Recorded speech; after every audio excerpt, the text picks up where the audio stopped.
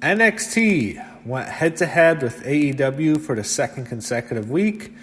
Their show took place at Full Sail University in Winter Park, Florida. I'm not so sure how much longer they can just sustain having their show take place in one location. I expect it to go on the road. Maybe just in Florida. You can make it exclusive to Florida for the first few months, but I think you need to get out of Full Sail. I like it there. It's a great place for NXT, but I think they can expand to a larger venue. But to be honest, I'll take it back. It was perfect for a 1 hour show on the WWE Network. For a 2 hour show that's going to be on USA every single week, you probably need a bigger venue. So you have Nigel McGuinness, Mauro Ranallo, and Beth Phoenix all on commentary. You start the show off with a Cruiserweight title. You have Drew Gulak defending his Cruiserweight title against Lio Rush, and this was a damn good matchup.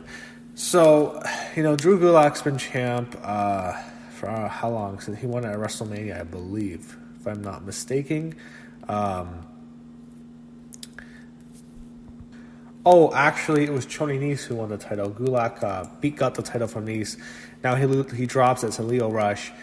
And they had a very good matchup here. Lio Rush with the win. William Regal congratulates him after a match. The two embrace and shake hands. He had Gulak taking the belt from him, but then giving it back to him. So Lio Rush gets his big moment here as the Cruiserweight champion. Certainly the peak of his career in the WWE. Lio Rush, he had a rough start. He came up, he made those comments about Emma, who's the Neil Dasher now, right when she got fired. He got a lot of heat right off the bat. A lot of people wanted him fired for it. It looked like he might lose his job over it. He got, beef with the locker room. We had that story that blew up this past summer with him in the locker room, and he was refusing to carry bags. Those are just, the honors that you do when you're young, when you come into the business. And Mark Henry, I believe, went off on him in his podcast. So Lio Rush got a lot of heat, but it looks like he's turning around. He's the Cruiserweight champ now. He's in NXT. We'll see what's next, and let's see if he can sustain this. But definitely on the right track for Lio Rush. Had a very good match to start the show with Drew Gulak. So they show Kushida in the back with Tyler Breeze and Fandango. It was a kind of a comedic spot. They show a video package of Finn Balor making his return to NXT. I don't know how long that's going to last, but he's back here. And then we get a very good Tegan Nox video package. I guess her and Dakota Kai are best friends, but it was a good one. She talks about her injury and how she wants to return and how she's going to be ready. And she looked great, by the way, her return. I don't know if she still has to use a knee brace, but it's cool to have her back, and she returns next week.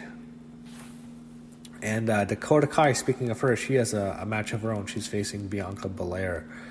Next, you had Rhea Ripley against Aaliyah with Vanessa Bourne. I don't know what Aaliyah's gimmick is. I think it's like she is Middle Eastern. Is that her gimmick? I'm not sure. But Rhea Ripley is definitely a star. I like her a lot.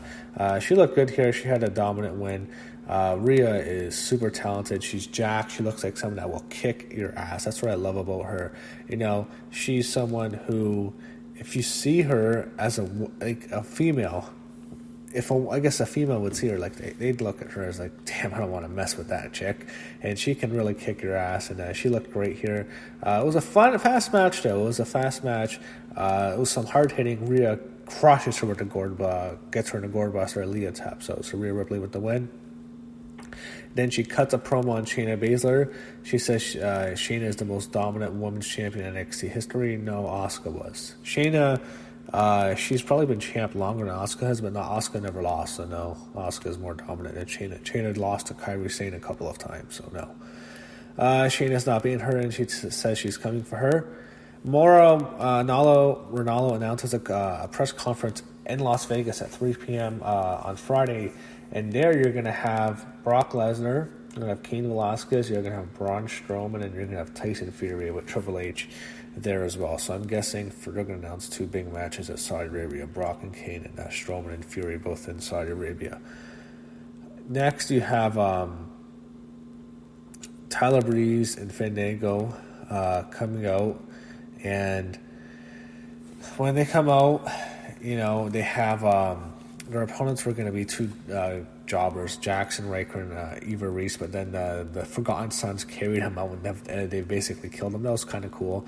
So eventually you have Wesley Blake and Steve Cutler with Jason Riker in their corner against Breezango. The Fashion Police, Edward are called now. Not a bad matchup here, not much left for the Fashion Police, but definitely Street Profits with the win here. So maybe they get a tag title shot. I don't know what's next for them, but they get the win over Breezango. They show Keith Lee. He cuts a good promo. It was a good video package for him, talking about what's next for him. Next, you have Bowo against Cameron Grimes. This was just a quick. Cameron Grimes crushes Bowo right away. During the match, Killian Day makes his way to the ring, and Grimes leaves quickly. But he has a battle with Killian Day. So it was what it was. They show a promo of Damian Priest cutting a promo on Pete Dunne. They face next week. We'll see what they do that. Next, you have Roderick Strong against Isaiah Scott. It's a non-title matchup here. They had a good matchup. I thought Roderick gave him a good match. They gave Isaiah Scott a good showing here. We knew Roderick Strong would get the win. He eventually does. He gets a submission win. After the match, Adam Cole tells everyone to give it up for Isaiah Scott. He's good, but he's not on the level of Roddy. And then he cuts a promo, but he's interrupted by the Velveteen Dream, and he has his own. It's strange. Like, I don't know how to explain it. It looks fake because it looks like he's there. It's almost like a hologram. He's there, but he's not there. But he really is there. It has really good strobe lighting effects, I have to say, and it really makes him look like a star. He's right there with the woman. He cuts a good promo here. Velveteen Dream's great.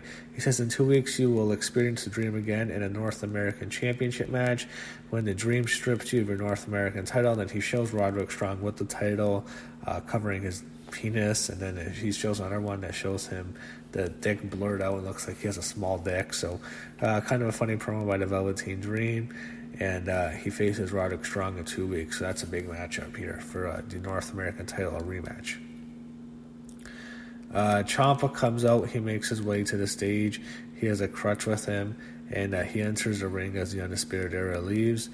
As they're retreating, he cuts a quick promo. He says Goldie wants to come home, and he wants his title back. He wants to face Adam Cole. So, hey, Adam Cole, Tommaso Ciampa, that's a great main event. I don't know if it'll be as good as Cole and Gargano's matches, but Ciampa, man, they'll have some great matches. It'll be better than the third match. It'll be better than the first couple matches they had, but it'll definitely be better than the last match. 3 stages of hell, that was no good. They show footage of the Walter Kushida feud, which is what they're hyping up. We go backstage to see the gorgeous Kathy Kelly waiting for Tommaso Ciampa to come through the back. I wouldn't mind seeing Kathy Kelly on every show. They show her on NXT now, but man, they have her, Sarah Scriver, Kayla Braxton, Charlie Caruso. They've got some good-looking women back there doing interviews. I think Kathy Kelly's the most attractive, to be honest. She was waiting for Ciampa, but she can't. They have Angel Graza tries to talk to her, but she ignores him. And he had Ciampa have a conversation with Garza, and he knocks him out. Basically, it was kind of funny. Kathy finally gets to talk to Ciampa. He says he has no idea why he. It was like he had no idea what Garza said to him when he punched him out because it was in Spanish. She assumed it was bad. So up next, he had a very good women's match. He had Dakota Kai against Bianca Belair. I like Dakota Kai a lot. I like Bianca Belair. They had a good match up here. Surprised Dakota got so much offense. It was very good. It was back and forth. You knew Bianca was going to win, but Dakota had a good showing. There was some cool sequences. Bianca did a really good standing shooting star press. She's a great athlete. And Kai is, again, everyone compares her to Bayley. I definitely see that. Eventually, it ends with Bianca Belair avoiding a kick and hits the KOD for the 3 count, so she gets the big win. After the match, she cuts a promo, not necessarily on Shayna Baszler, but on Rhea Ripley, and she says if anyone wants a piece of Shayna, you have to go through her, so she's going to challenge Rhea Ripley. I think Rhea Ripley will probably beat Bianca Belair, it makes sense, and Bianca's already lost twice. That's a problem.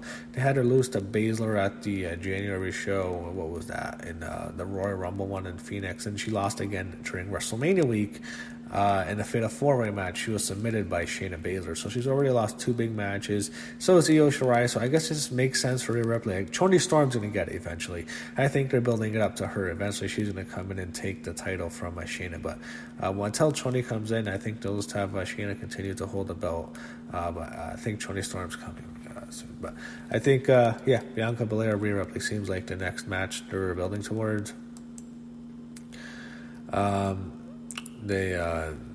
They show a good video package for Finn Balor. They had a sequence with Pete Dunne and Damian talking about their battle. Pete Dunne did fine here, and it was a good promo, setting it up. They show Lio Rush celebrating backstage with some of the other wrestlers, so good for him.